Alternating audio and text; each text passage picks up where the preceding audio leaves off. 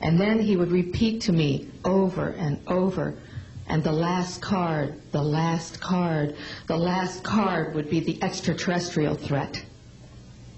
Well, at the time, I kind of laughed when he said asteroids, and when he said extraterrestrials, I knew I wasn't going to deal with that subject. And now we hear on the news just today, this week, that they've slid in another enemy. Only this time we're going to protect our satellites. In other words, we have to have some reason to spend these trillions, to waste these dollars on a space-based weapon system, and they're all lies. This is a system, he told me, that would never protect anyone. Even back then, he talked about suitcase bombs. He talked about chemical, viral, bacterial, biological warfare, that these space-based weapons would never protect us against. And then he told me that, in fact, if you travel around the world, which I did after he died in 1977, I met with people in over 100 countries who were friends. They didn't want to build space-based weapons. I became a space and missile defense consultant, and I worked with people around the world. I became an advisor to the People's Republic of China. They don't want to build a space-based weapon system, and he told me back then that they didn't. He said, go to Russia. They're considered to be the enemy. I got on a plane by myself. When I got to Russia, I had a list of people that I had read out of the newspaper. Chernenko was in office then. He was the only one I didn't get a chance to meet. They introduced me to everyone when I got there. And when I got back, I said, oh my Lord, this man is telling the truth. There is no threat.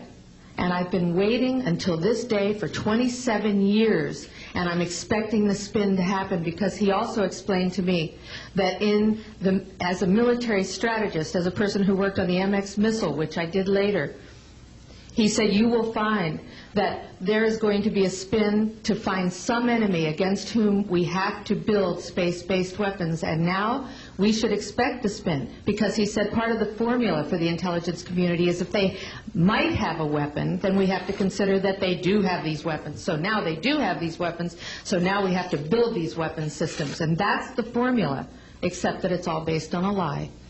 And we have witnesses here today that have shown you that these extraterrestrial beings, that these craft that have come here are now not UFOs, they're identified flying objects, and we know that they have beings in them. And we have witnesses here who have told you that they can shut down our missile silos, they can stop a rocket going into space that's a test. We have witnesses here who have worked in the classified departments, who have the courage to come forward here to support what Wernher von Braun told me back in 1974 to 77. And I will testify before the Congress that when I founded the Institute for Security and Cooperation in Outer Space, which I shut down a few years ago because I didn't believe we had a chance with this huge, integrated around the world, complex weapon system, that we had any chance at all of transforming that war industry into a space industry that could provide benefits, like Dr. Greer has said, of global warming. We can end that situation of that problem. We can end the energy crisis. We can build now non-polluting technologies. Wernher von Braun used to tell me that we could have cars back then that drove around off the ground. He described this to me on beams so that we have no pollution on this planet.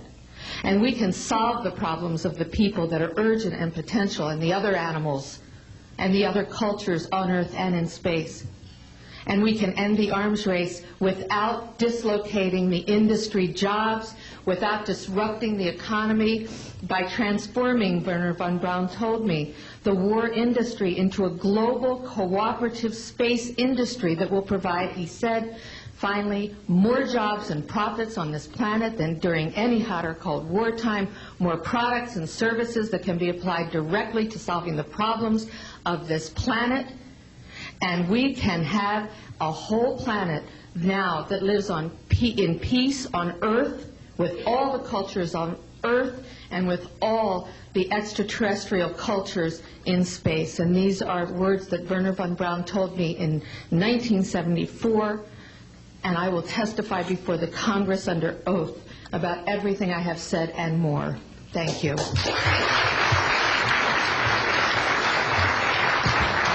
Thank you very much. I'd like to thank each of the witnesses and for your patience. We're running about 50 minutes late, and I do apologize for that. I want to emphasize that all of these witnesses each could speak for probably anywhere from 2 to 5 hours about what they have witnessed. We were trying to give you a snapshot. We have another 400 of these witnesses. I have carried this burden for 8 years. I'm now giving it to you, the American people and the people of the world, to take it forward. What I'd like to do now is open the audience for questions from the media. You may address them to me or to an individual witness as you deem appropriate. Yes, ma'am. Yes, Maribel Gonzalez with Reforma, Mexican newspaper. I have 3 questions. One is, Yes, I wanted to know if there are laws in this country that in some way allowed this kind of secrecy or not. And then I wanted to know if there's a need to change any kind of law. And the next one I wanted to ask you, if you may, is who is profiting from this secrecy that maintains in secret the solution to the energy crisis? I mean... Well, let me get to those, okay, quickly, because we are short on time. First of all, I think initially there was an appropriate national security apparatus in place in the 40s during the Truman and also Eisenhower years. By the late Eisenhower years, we have a testimony from Brigadier General Stephen Lubkin, still a practicing attorney, that by the late Eisenhower years that he had lost control of these projects primarily because of the compartmentalization into the military-industrial complex. Operative word industrial. There are corporations such as SAIC, Lockheed Martin, Northrop, and others that deal specifically with this issue, with advanced energy and propulsion systems connected to UFOs. And I think that what has happened, from the best we can tell, from insiders that have briefed me for now about 8 years, is that we have lost control of these projects from a constitutional law perspective because the infrastructure within military intelligence and corporate channels is so well funded and so complex and labyrinthine that there are compartments within compartments within compartments. And people who are in the Congress who make inquiries, and in fact President Clinton, when he made inquiries, were simply denied access, as you heard earlier that President Carter was denied access. On your other question, I would say that in terms of profiting from the status quo, big oil. There are certain geopolitical and financial infrastructures that would not welcome a definitive replacement to the fossil fuels. I will tell you, and we can prove this with other scientists who are ready to come forward, that we already have a complete replacement for any fossil fuels or ionizing nuclear power plants. We don't need them. We haven't needed them. Probably have not needed them since the time I was born. Now, of course, this is a major issue. You're talking a multi-trillion-dollar global infrastructure change. And so this does hit the alarm bells at the National Security Council economics area. However, what is more serious to the national security? Keeping the status quo or letting ourselves go into a global ecosystem collapse and running out of fossil fuels and having massive rolling blackouts, not just in California, but globally. We have got to do something about this, and soon, and that's why we are advocating open hearings in the Congress. Other media, please. Yes, sir. I just want to know if anybody at the UN is looking into this. I personally met with Boutros Ghali's wife, Aliyah Ghali, who said that her husband was quite concerned about this. This was in the 1990s. Since then, we know that there have been other people at the UN who've made inquiries. The problem is the UN has no mandate to deal with this. It needs to be given a mandate from its constituent member nations. And I think that the public and the member nations need to ask that the United Nations get involved with this. This is an international peace issue and an international security issue, and it should be taken up by the UN Security Council, and of course we are recommending that as well. Yes, sir.